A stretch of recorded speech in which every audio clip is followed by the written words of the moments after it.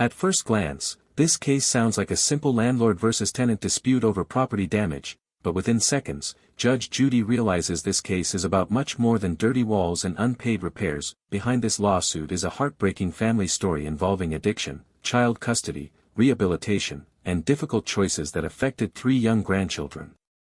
The landlords claim they rented their home to a grandmother who had stepped up to raise her grandchildren after the children's mother struggled with chemical dependency.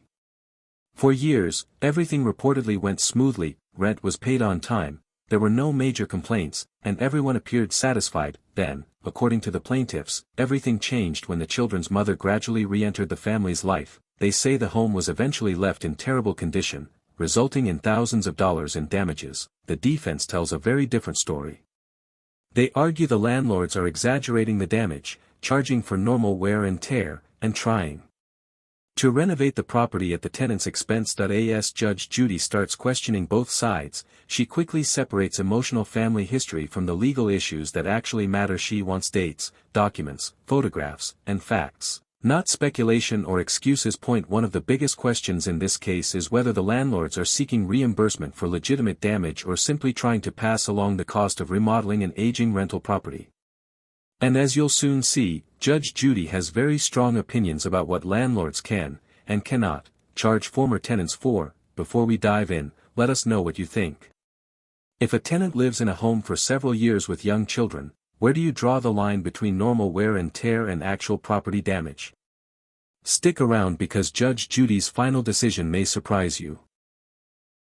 This is where the lawsuit officially shifts from the family's complicated background to the actual legal dispute. Judge Judy has spent the first part of the hearing understanding the relationships between everyone involved, but now she's turning her attention to the evidence that really determines the outcome. According to the landlords, the tenant had been reliable for years, paying rent on time and causing no significant issues. They claim the problems only began after the defendant's daughter started spending more time at the home, eventually leading to extensive property damage when the family moved out. But here's an important legal point. Simply claiming thousands of dollars in damage isn't enough. In civil court, landlords generally have to prove which damages go beyond ordinary use of the property and support those claims with photographs, invoices, receipts, or other credible evidence. That's exactly what Judge Judy is about to examine, and she's known for rejecting unsupported repair estimates no matter who presents them. So here's the question for you. If you owned a rental property, what kind of evidence would you expect before asking a former tenant to pay thousands of dollars? Judge Judy is drawing one of the most important distinctions in landlord-tenant law, normal wear and tear versus actual damage.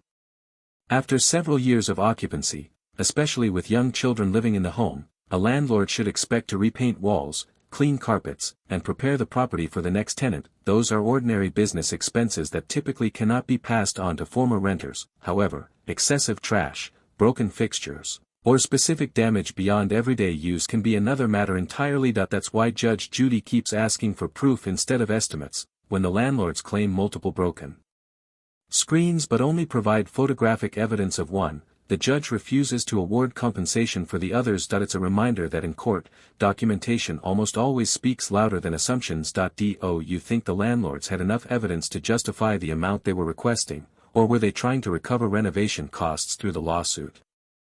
Judge Judy's final ruling delivers a balanced lesson in both evidence and responsibility.